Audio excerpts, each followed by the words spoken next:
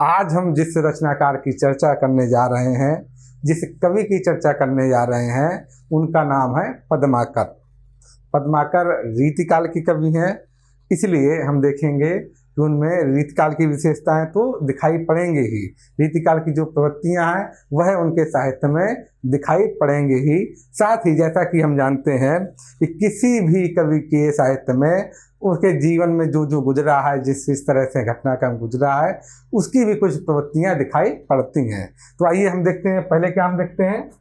पहले हम लोग देखेंगे पद्माकर में रीतिकाल की प्रवृत्तियां हम देख लें, फिर देखेंगे क्या क्या रीतिकाल की प्रवृत्तियां कैसे कैसे इसमें मौजूद हैं।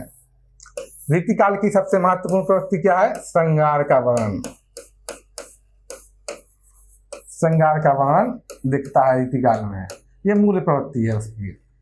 दूसरी चीज आप देखेंगे रीतिकाल में क्या होगा, प्रकृति वर्णन भी आपको मिलेगा, प्रकृति का वर्णन भी दिखाई देगा, प्रकृति का वर्णन भी मिलेगा। तीसरी प्रवृत्ति है, क्योंकि सभी कवि क्या है, अधिकांश कवि देखेंगे आप लोग, अधिकांश कवि कैसे हैं? दरबारी कवि हैं। जब दरबारी हैं तो क्या होगा, आश्रयदाता की प्रशंसा विद्यमान मिलेगी उनकी रचनाओं में, ये चीजें देखने को मिलेंगी, ऐसा हम लोग देखते हैं। तो ये सब चीजें आप देखेंगे कि इनकी रचनाओं में साहित्यिक जो इनकी कृतियां हैं उसमें विद्यमान रहेंगी, ये प्रवृत्तियां विद्यमान मिलेंगी।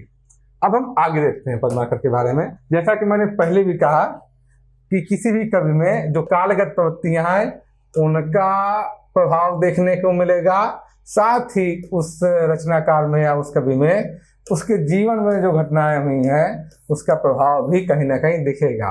इनका जीवन परिचय हम इसीलिए कवि का हम जीवन परिचय देखते हैं, और यहाँ पर इसीलिए हम पद्माकर का भी जीवन परिचय देख रहे हैं। पद्माकर का जन्म कैसा हुआ? बुंदेलखंड में हुआ था। अपने जन्म के बारे में उन्होंने स्वयं ही लिखा है, जब वह गए थे कहाँ, जयपुर नरेश के पास गए थे, तब अपना परिचय देते हुए उन्होंने ये पढ़ा था, वही वर्णन है। इसमें दिख क्या रहा है, भट्ट तेलंगाने को, यानी कि वो किस गोत्र के ब्राह्मण है? तेलंगे गोत्र के ब्राह्मण है। बुंदेलखंड वासी कवि, उसका जन्म कहाँ हुआ है? बुंदेलखंड में, बांदा जो जिला वर्तमान में, बांदा जिले में उनका जन्म हुआ था। बुंदेलखंड वासी कवि सुजग प्रकाशी पद्माकर सुनामा हो, और जोरत कवित्व छंद, काम क्या करता हूँ मैं? कवित्व और छंद जोड़ने का काम करता हूँ, अर्थात कवि हूँ। जोरत कवित्व छंद छप्पे अनेक भांति, अनेक तरह से ये सब छंद मैं निर्मित करता हूँ। संस्कृत प्राकृत पढ़ी जू गुण ग्रामा हो। किस किस का ज्ञान है कवि को? संस्कृत का ज्ञान तो है ही है, प्राकृत का भी ज्ञान है, और चूंकि ये छंद किस में लिखा गया है? ब्रजभाषा में, तो स्वाभाविक रूप से ब्रजभाषा का भी उनको ज्ञान है। ये से हमें पता चलता है, ये चीज हमें यहाँ से देखने को मिलती है। अब दूसरा बिंदु जीवन परिचय देख लेते हैं। इनका कई दरबारों के साथ संबंध रहा, और प्रत्येक दरबार से उन्हें बड़ी मात्रा में धन तथा अन्य चीजें प्राप्त हुई। कई जगह से उनको बड़ी बड़ी जागीरें प्राप्त हुई, ऐसा आप देखेंगे। पद्माकर जिन राजाओं के साथ आश्रय में रहे उनके नाम निम्नलिखित हैं। बुंदेलखंड के कुलपहाड़, एक रियासत रही है कुलपहाड़, वर्तमान में ये महोबा जिले की तहसील है। तो बुंदेलखंड के कुलपहाड़ रियासत, ये पहले क्या थी? रियासत थी एक, जहाँ के राजा थे अर्जुन सिंह। बांदा के नवाब अली बहादुर के सेनापति कौन थे? हिम्मत बहादुर। इनके यहाँ काफी समय तक पद्माकर रहे हैं, और इन पर उन्होंने एक रचना भी लिखी है। इसी तरह सागर के क्या हुआ? रघुनाथ राव, सागर के रघुनाथ राव। जयपुर के महाराज कौन थे? प्रताप सिंह, और उनके पुत्र थे जगत सिंह।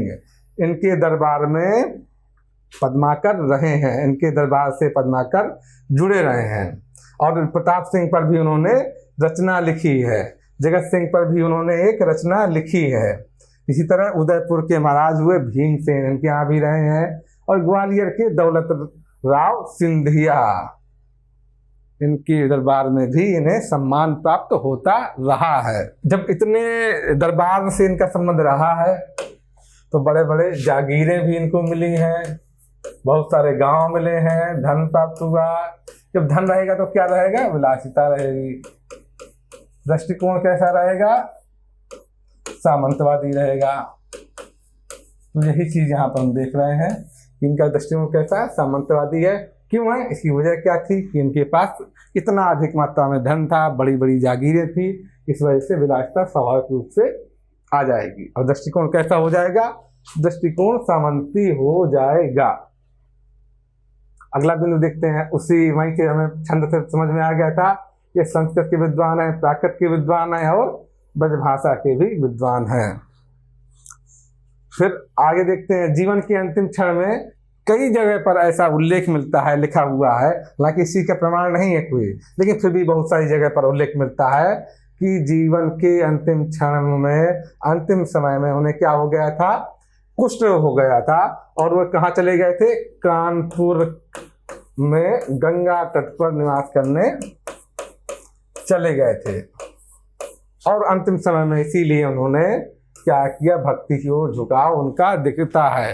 वो भक्ति भाव से भरे हुए पद लिखने लगे थे, जैसे कि गंगा के ऊपर उन्होंने लिखा है, फिर राम के ऊपर भी उन्होंने लिखा है। ऐसा आप आगे की स्लाइड्स में देखेंगे ये चीज। रचनाएं अब उनकी देख लेते हैं। रचना क्या क्या है, पद्माभरण, राम रसायन, गंगा लहरी, ये गंगा के ऊपर है, ये जीवन के अंतिम समय में लिखी गई है, जब वह रोग का शिकार हो गए थे तब का, तब भक्तिभाव जो उमड़ा था उसी पर ये रचना है, उसी समय की ये रचना है।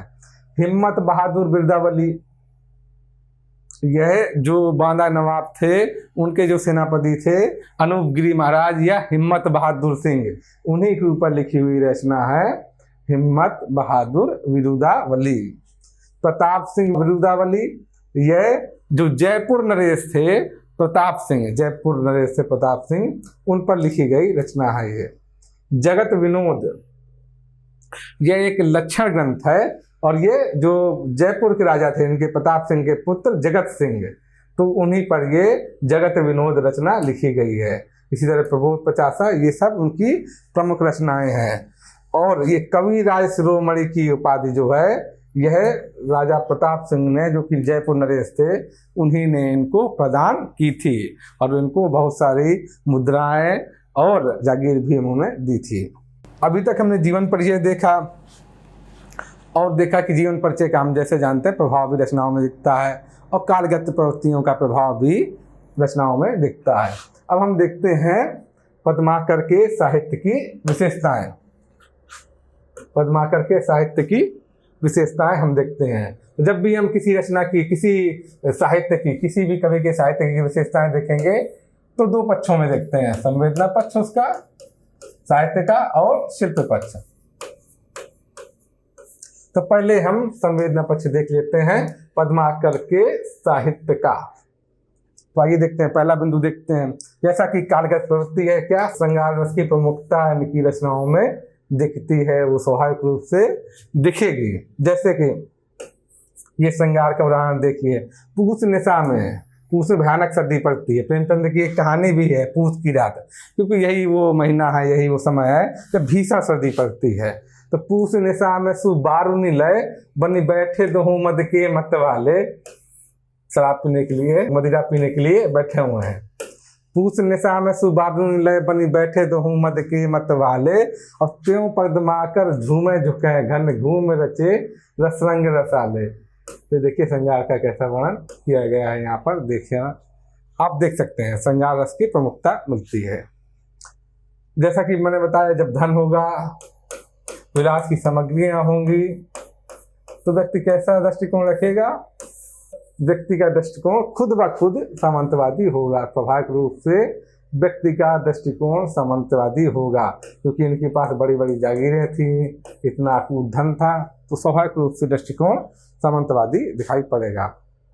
जैसे यहाँ पर विलासिता का वर्णन देखिए, कैसा वर्णन दिखता है। गुलगुली गिल में गलीचा है, गलीचा पड़ा हुआ है, गुनीजन है, लोग बैठे हुए हैं, कवि लोग बैठे हुए हैं। गुलगुली गिल में गलीचा है, गुनीजन है, चांदनी है, चांदनी रात है, चिक है, जो चिक पड़ी रहती है, आप देखें दरवाजे पर या अन्य जगहों पर, तो चांदनी है, चिक है, चिरागन की माला है। चिरागों की माला सजावट के तौर पर, सज्जा के तौर पर रखी जाती है। कहीं कहीं पर वह उसके आगे पानी की धार भी गिरती है, तो और भी सुंदर बिंब बनता है। तो चांदनी है, चिक है, चिरागन की माला है, और काहे पद्माकर, पद्माकर कह रहे हैं, काहे पद्माकर जो गजक गिजा है सजी, सेज है, क्या क्या है, सेज है, सुराही है, सुराही किस लिए, मदिरा के लिए, सेज है, सुराही है, सुरा है, मदिरा है, और क्या है, प्याला है पीने के लिए।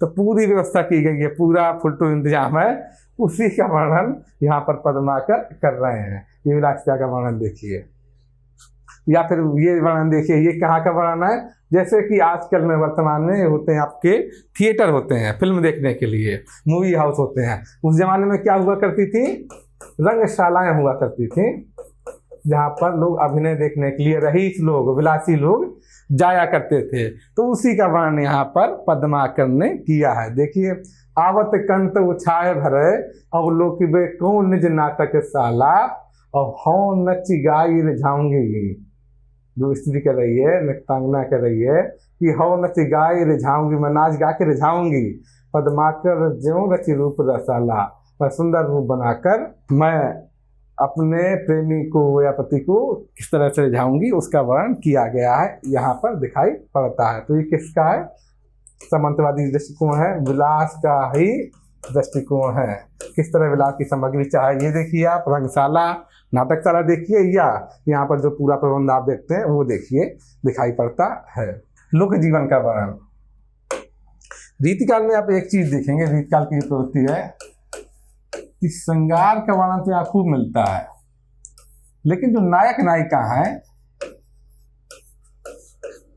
जो नायक नायिका है वह किसी उच्च वर्ग के या राजकुमार या सामंत नहीं है, वो सामंत या राजकुमार नहीं है, वो राजा नहीं है, वो कैसे है, वो सामान्य वर्ग के हैं। श्रृंगार तो खूब मिलेगा, लेकिन सामान्य वर्ग के लोगों के माध्यम से दिखाया गया है, और वो श्रृंगार कैसा है, लोक जीवन में उतरा हुआ दिखाई पड़ता है रीतिकाल में। चाहे आप बिहारी के यहाँ देखेंगे, चाहे आप पद्माकर के यहाँ देख लीजिए, चाहे घनानंद में देख लीजिए, हर जगह ये प्रवृत्ति दिखाई पड़ेगी कि जो श्रृंगार है वो है लोक जीवन में है, जो नायक नायिका है वो सामान्य वर्ग के हैं, वो सामान्य वर्ग के प्रतिनिधि हैं, सामान्य वर्ग से आते हैं। ये आप देखेंगे, ये बिहारी में भी ये प्रवृत्ति देखेंगे, बिहारी पढ़ेंगे तब वहाँ भी मैं चर्चा करूंगा फिर से। यहाँ पर भी ये चीज देखिए कि लोक जीवन के वर्णन में जो नायक नायिका है उसका वर्णन कैसे किया गया।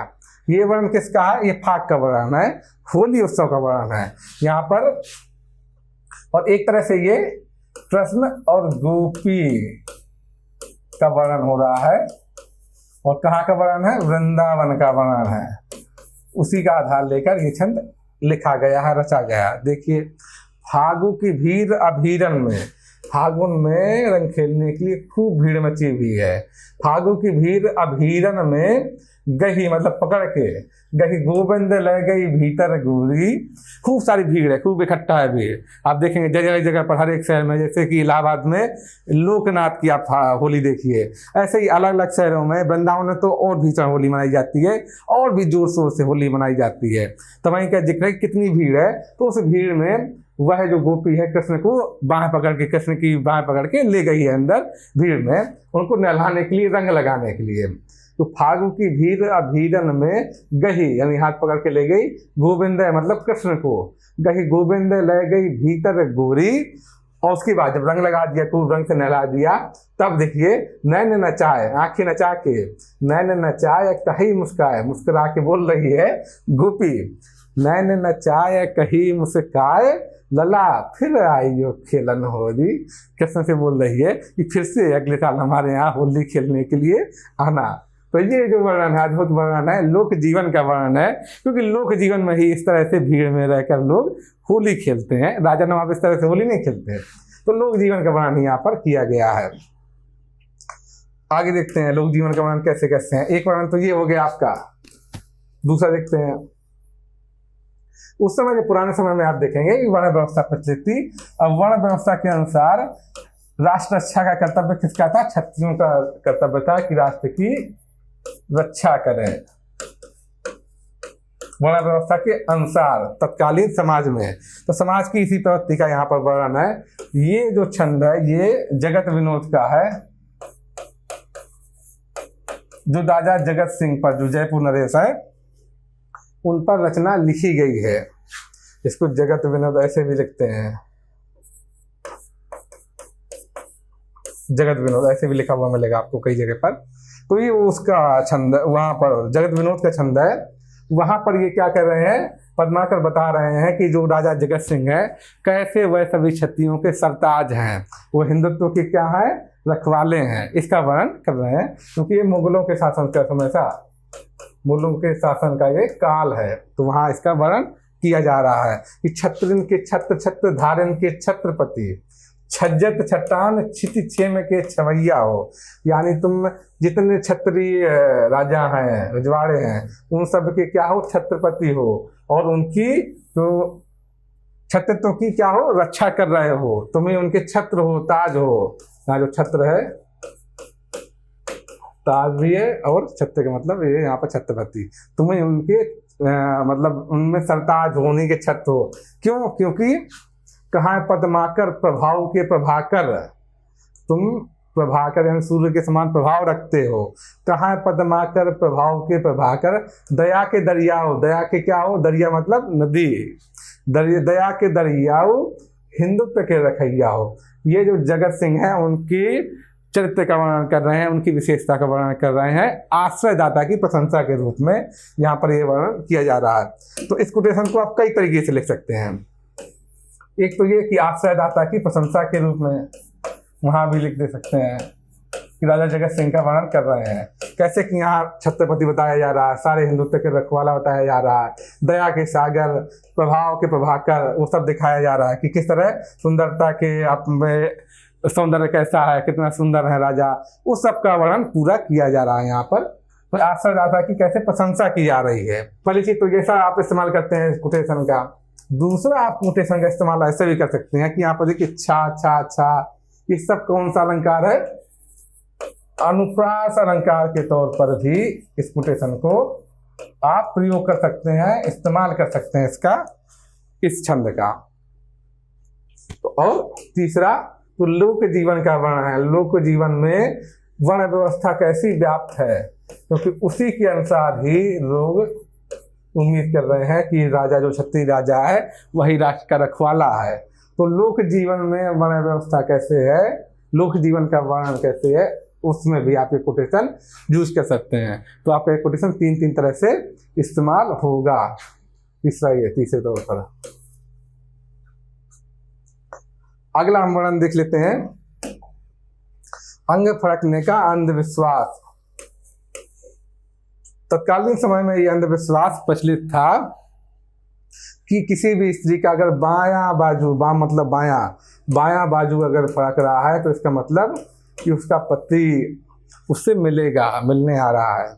जैसे कि वर्णन देखिए, आवत बलम विदेश ते, बलम मतलब उसका साधन है पति, आवत बलम विदेश ते हर्षित होई जो बाम, उसका बायां अंग जो बाएं फड़क रही है उसकी स्त्री की, तब वह ऐसा अंदाजा लगा रही है कि आवत बलम विदेश ते हर्षित होई जो बाम, और आगत पति का नायिके, पति जान रही कि पति आने वाला है, तो आगत पति का नायिका ताई कहत रसधाम, और उसकी वजह से वो आनंद के रस में डुबकी लगा रही है, ऐसा सुन के प्रसन्न हो रही है।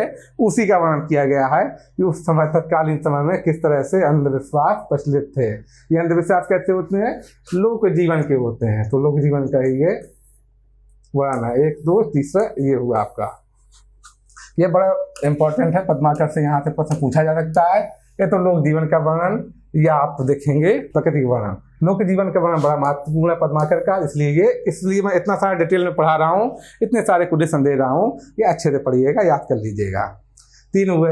आगे देखते हैं शकुन का वर्णन। यह भी तत्कालीन समय में खूब प्रचलित था। कहीं भी लोग बाहर जाते थे तब शकुन विचारते थे, या कोई भी शुभ कार्य करते, कोई भी नया कार्य करता था आदमी, तब क्या था, शकुन विचारता था। हर मामले में शकुन अपशकुन लोग देखते थे उस समय में, उस जमाने में।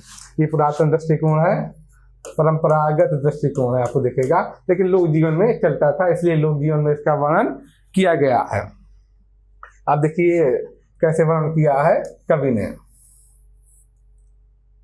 ये एक शकुन क्या है, शकुन ये है कि चौथ को, किसी भी महीने की चौथ को यदि कोई व्यक्ति चौथ को देखता है, भादों सुदी चौथ को देखिए, मृग अंक में देखता है, अगर ऐसा कोई भी स्त्री देख रही है तो उसका अर्थ होता था कि कोई बुरी चीज घटना घटने वाली है, बुरा चीज होने वाला है। अगर चौथ को आदमी मृग अंक देखता है, ऐसा मानना था उस जमाने में, उस समय में ऐसी प्रथा प्रचलित थी, ऐसा मानना था लोगों का। तो यहाँ पे देखिए कि भादो सुदी चौथ को उस लड़की ने, उस स्त्री ने देखा, तो भादो सुदी चौथ को लखों में मृग अंक आते, झूठो कलंक मोहि लागी वो चाहत है। इस वजह से जो वो स्त्री है वो पति से नहीं मिल रही है अपने, कि कहीं कुछ गड़बड़ ना हो गया है, अनर्थ ना हो जाए, लेकिन उसी वजह से उसको कह रहे हैं कि झूठ में कलंक लग रहा है उसको, जो अपने पति से नहीं मिल रही है, झूठ मूठ में कलंक लग रहा है। जबकि वजह ये है कि अब अगर चौथ में आप कुछ इस तरह के देख रहे हैं तो माना जाता है कुछ अनर्थ होने वाला है, इससे बचना पड़ता है। आप देखते हैं इसी तरह अगला वर्णन देखेंगे आगे, सती प्रथा की कुरीति का वर्णन। जैसे उस समय सती प्रथा जैसी कुरीति प्रचलित थी, उसका वर्णन भी यहाँ कवि ने किया है। जैसे देखिए, प्राण त्याग कहिए मरण, सोना बरन बे जोग, और वर्णत सूर सतीन को सुजस हेत कवि लोग, कि इस तरह का वर्णन बोलने लायक, लिखने लायक नहीं है, इतना दीन वर्णन है। इस तरह का वर्णन है कि किस तरह जिंदा स्त्रियां जल रही हैं सती प्रथा के रूप में, उसका वर्णन कवि कर रहा है यहाँ पर। तो सती प्रथा का वर्णन आप यहाँ पर पाते हैं। इसी तरह नाटकशाला का वर्णन है। नाटकशाला भी कैसे लोक जीवन की चीज है, तो नाटकशाला का वर्णन ये देखिए, पहले भी चर्चा कर चुके हैं ये, कि आवत कंठ उछाए भरे और लोक बेकौन निज नाटकशाला, और हौ नची गाय रिझाऊंगी पदमाकर ज्यों कवि रूप रसाला। एक स्त्री कह रही है कि अब जब आएंगे मेरे प्रेमी तो मैं किस तरह से उनको रुझाऊंगी, इसका चर्चा कर रही है। तो नाटकशाला का वर्णन यहाँ पर आप पाएंगे, देखते हैं। इसी तरह देखिए आप वक्रता का प्रयोग, यहाँ पे आप देखेंगे वक्रता का प्रयोग। वक्रता का प्रयोग यानी लक्षणा का प्रयोग। लक्षणा शब्द शक्ति का सबसे ज्यादा रीतिकाल में इस्तेमाल हुआ। लक्षणा का मतलब होता है कि बात को सीधे सीधे न कहकर घुमा के कहना, तो लक्षणा का प्रयोग माना जाता है। तो वक्रता का प्रयोग माना जाता है। जैसे कि उदाहरण देखिए, लोन का मतलब होता है, लोन लवण से बना है, लवण संस्कृत का शब्द है और इसका मतलब होता है नमक। तो इसका जो अपभ्रंश रूप है तद्भव में, वो बनता है लोन। तो यहाँ पर यही देखिए, एक सखी दूसरे सखी से क्या कह रही है, सखी जो देखो माने लोनो स्वरूप। लोनो स्वरूप का मतलब है सलोने से। अक्सर आपने सुना भी होगा सलोना रूप, सलोना स्वरूप बच्चे के लिए बोला जाता है कि सलोना है, सांवला सलोना बोला जाता है। तो यही है, वहीं से निकला है शब्द। तो एक सखी दूसरे सखी से कृष्ण के बारे में कह रही है कि सखी जो देखो मैंने लोनो स्वरूप, सलोना स्वरूप जो मैंने कृष्ण का देख लिया है, तो क्या हो रहा है, तू मोरी अखियान को, मेरी आंखों में, तो मोरी अखियान को लोनी गई लग, मेरी आंखों में नमक लग गया है जिससे मेरी आंखें चुभ रही हैं। तो कैसे जो टेढ़ा वर्णन किया गया, लक्षणा शब्द का शक्ति का प्रयोग है, वक्रता का कैसा प्रयोग है, ये देखिए कि मैंने जो उसका नम की सलोना स्वरूप देख लिया कृष्ण का, तो मेरी आंखों में नमक पड़ गया है, मेरी आंखें खुल नहीं रही है ढंग से। इसका वर्णन एक तक दूसरे से कह रही है।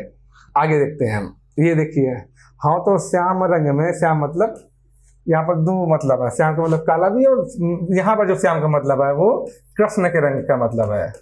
हाँ तो श्याम रंग में यानी कृष्ण के रंग में, कृष्ण के प्रेम के रंग में, हाँ तो श्याम रंग में चुराई चित चोरा चोरी।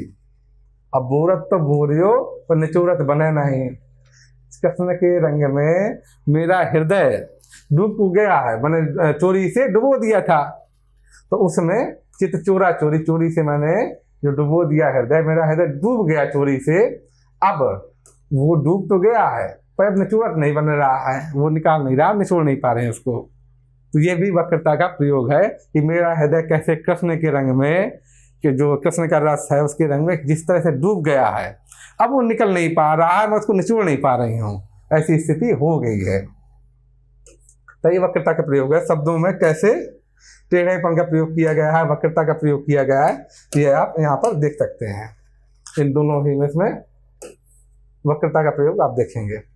अब देखते हैं आगे आश्रयदाता की प्रशंसा। जो युग की प्रवृत्तियां हैं, युग की प्रवृत्तियों में आप आश्रयदाता की प्रशंसा देखेंगे।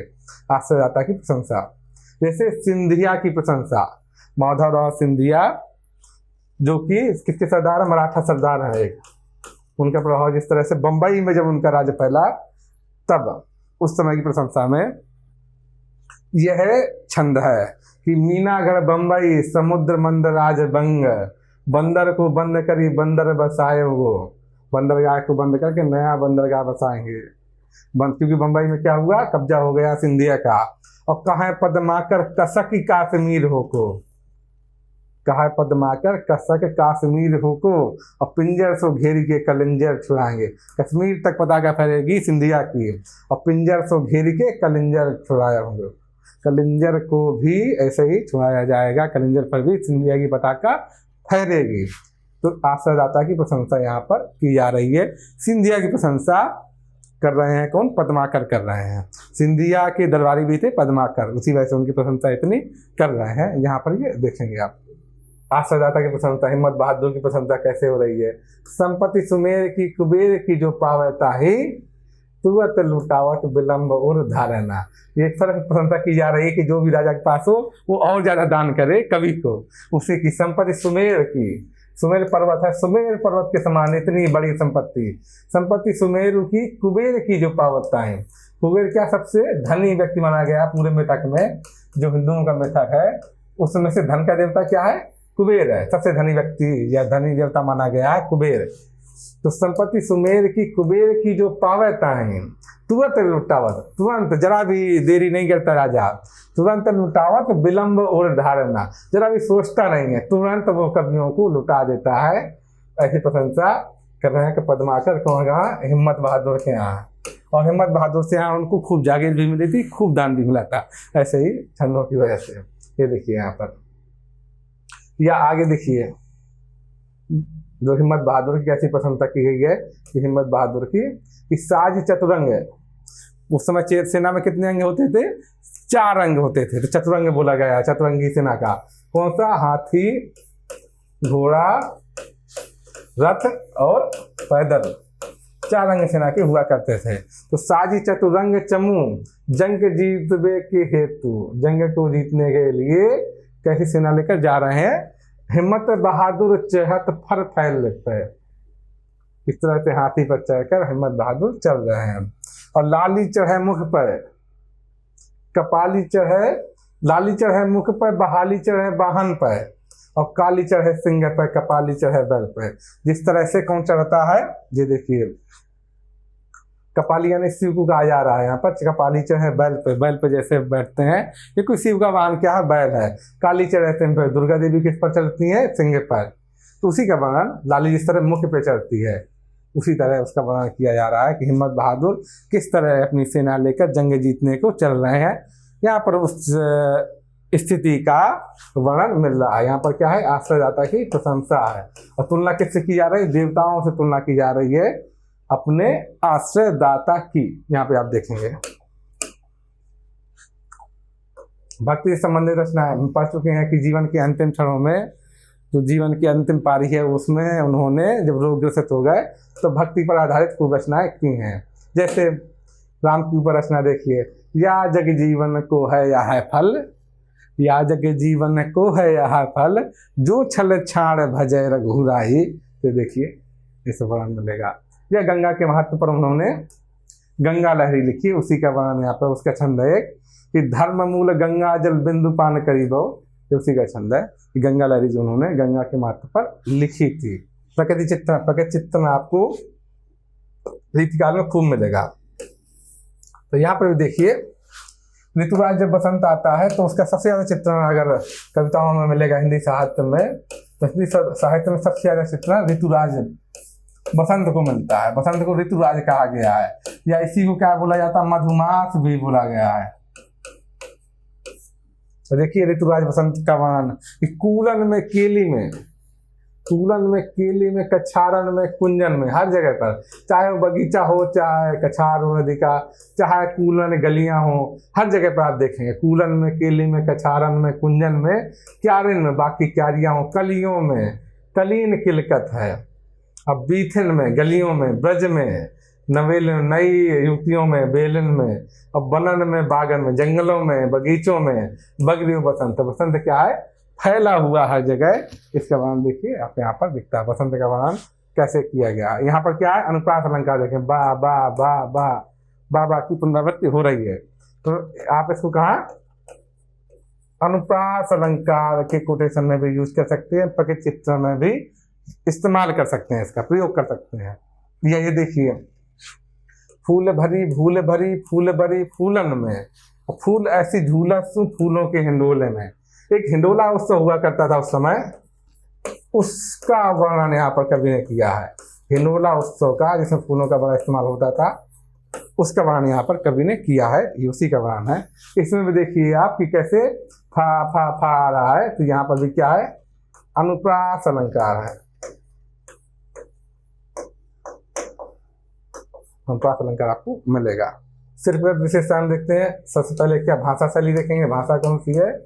ब्रज भाषा का प्रयोग किया गया है। ब्रज भाषा कैसी है? उसकी समासिक क्षमता ज्यादा है, लोच ज्यादा है। तो ब्रज भाषा पूरे रीतिकाल में आप देखेंगे काव्य भाषा के तौर पर प्रयुक्त होती रही है। अपनी विशेषता का भाषा कैसी है? सरल है, स्पष्ट है, प्रांजल है। पद्माकर की भाषा आप देखेंगे, आपने अब तक पढ़ा भी उदाहरण, तो स्पष्ट है, सरल है। दूसरा, प्रबंध और मुक्तक दोनों ही लिखे हैं कवि ने। जब आशादाता की प्रशंसा में जो लिखी हैं रचनाएं, तो प्रबंध है, और बाकी आप सवैया देखेंगे सब मुक्तक हैं। तो मुक्तक और प्रबंध दोनों में रचनाएं कवि ने की हैं। तीसरा, अलंकार, बिंब और प्रतीकों का समुचित प्रयोग जगह जगह पर किया है। अभी हमने उदाहरण दिए थे, मैंने कई उदाहरण बताए थे आपको कि अलंकार का, अनुप्रास अलंकार का कैसा कैसा प्रयोग हुआ है। उसी तरह बिंब का उदाहरण वो देखेंगे आप, जो फागुन का वर्णन है, फाग का वर्णन है, वो बिंब का बड़ा सटीक उदाहरण है। या उसके अलावा भी आप देख सकते हैं फागुन का एक और वर्णन मिलता है कि या अनुराग की फाग लखों, या अनुराग की फाग लखों, जहाँ राजत राज किशोर किशोरी, और गोरी के रंग भीज गो सांवरों, सांवरों को रंग भीज गो गोरी। तो इस तरह के वर्णन आपको खूब मिलेंगे, फाग के वर्णन खूब मिलेंगे।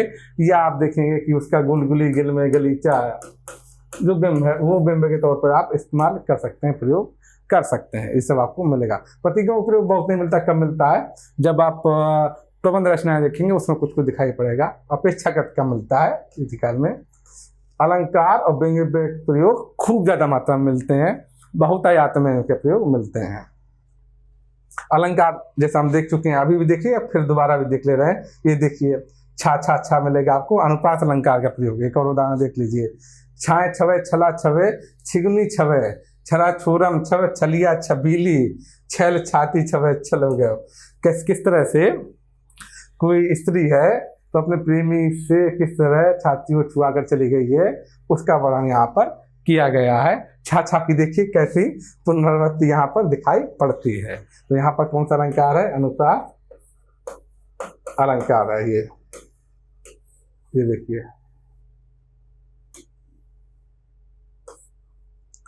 यहाँ पर ये दिखाई पड़ता है। तो इस तरह हमने देखा कि अभी हमने पद्माकर क्या पढ़ा, संवेदना पक्ष पढ़ा, शिल्पगत पक्ष पढ़ा। जो जो चूंकि वो रीतिकालिक कवि हैं, तो रीतिकालिक की जो कालगत प्रवृत्तियां हैं, विशेषताएं हैं, उनका प्रभाव कैसा है इन पर, ये पढ़ा। और इसमें जो प्रश्न अक्सर पूछ लिया जाता है कि लोक जीवन पद्माकर के काव्य में, तो उसके हमने कई उदाहरण पढ़े, विस्तार से पढ़ा लोक जीवन, तो वो आपको कोटेशन रख सकते हैं। और जैसे जैसे कि मैं बताया, प्रकृति वर्णन के प्रश्न बन सकता है, या सबसे ज्यादा प्रश्न लोक जीवन का ही उठता है पद्माकर के यहाँ, तो आपने पढ़ा। तो यहाँ पर हम अब इस टॉपिक को बंद करेंगे और अगले वीडियो में नया टॉपिक हम लोग शुरू करेंगे। तब तक के लिए नमस्कार।